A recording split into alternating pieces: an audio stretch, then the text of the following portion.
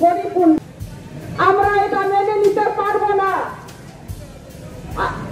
তোমার বিচার চাই এবং সেই বিচারের জন্য যে রাস্তায় ছাত্র যুব মহিলারা যখন আন্দোলন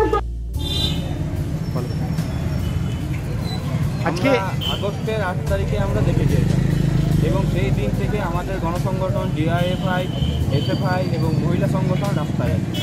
আমাদের সংগঠনের রাজ্য নেত্রী মীনাক্ষী মুখার্জি সেই দিন ডেড বডিটা আটকে, সেই দিন থেকে রাস্তায় থেকে আজ পর্যন্ত আমরা বিভিন্নভাবে বিভিন্ন সময় বিভিন্নভাবে প্রতিবাদে আন্দোলন করেছি।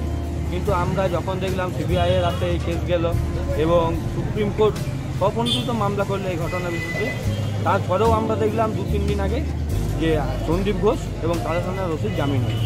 আমরা ডিওয়াইফআইয়ের পক্ষ থেকে এই ঘটনার তীব্র বিরোধিতা করছি এবং আমরা চাই যে তিলোত্তমার বিচার পাক এবং পশ্চিমবাংলার সাধারণ যে মানুষ এই আন্দোলনে সামিল হয়েছিল তারাও এই বিচার পাক। নামটা কি? বাস্তি মিশ্র। কি পোস্ট? ডিওয়াইফআই সম্পাদক বারাবর।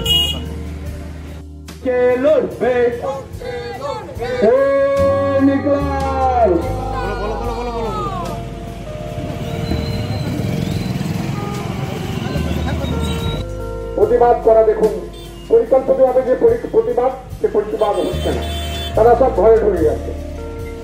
আমরা একমাত্র বামপন্থীরা আমাদের কমরেড ডিওয়াইফআইয়ের নেত্রী মীনাক্ষী মুখার্জি সেদিন লাশটাকে যদি না আটকাতে তাহলে সেটাকে দাহ করে দেওয়া হতো, কোনো কেস মোকদ্দমা কিচ্ছু হতো।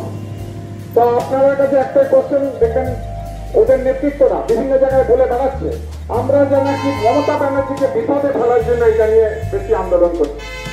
একটা ছোট্ট ঘটনা, এখানে মমতা ব্যানার্জি বিপদে কেন পড়তে যাবে? আশ্চর্যকাণ্ড। ওরকম কত রেপ হয়, কত ধর্ষণ হয়, কত খুন হয়, এটা মমতা ব্যানার্জি ভয় খাবার কথা নয়। তো মমতা ব্যানার্জি ভয় কেন খাচ্ছিল?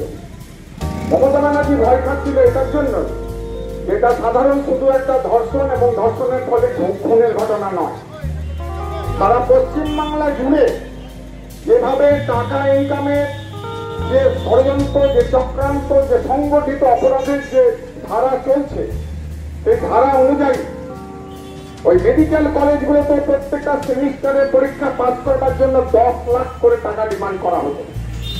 এবং এমন খারাপ খারাপ ঘটনা যে মহিলারা যারা মেডিকেল কলেজে ডাক্তারি পড়াবার জন্য পরিস্থিতিতে পরিণত করছে, তাই এই চোর লম্পটদের আস্তে আস্তে জামিন হচ্ছে।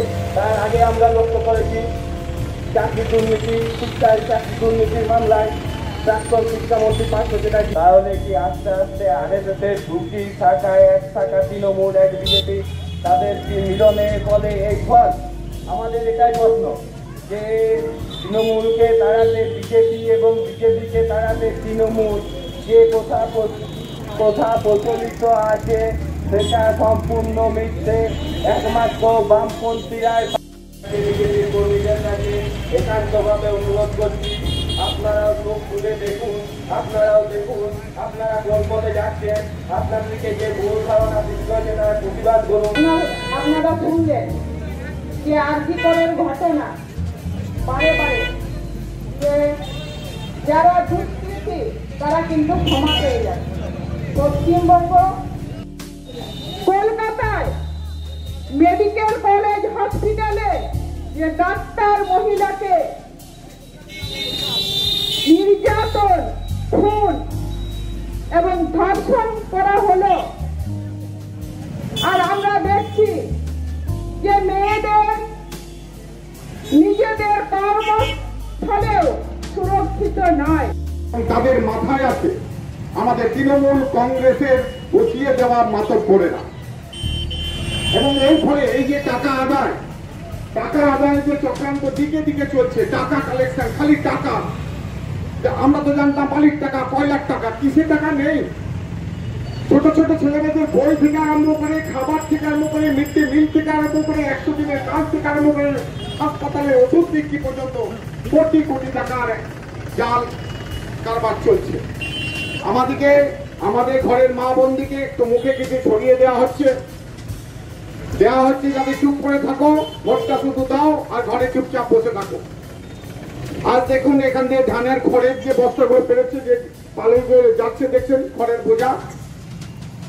ধান কাটার কাজটা পর্যন্ত গরিব মানুষের হাত থেকে চলে যাচ্ছে।